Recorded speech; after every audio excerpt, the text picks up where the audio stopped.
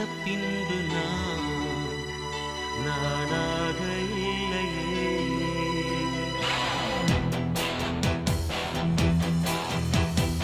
ஏன் பிறந்தேன் என்று நான் இருந்தேன், உன்னை பார்த்தவுடன் உண்மை நான் அறிந்தேன். என் உயிரில் நீ பாதி என்று உன் கண்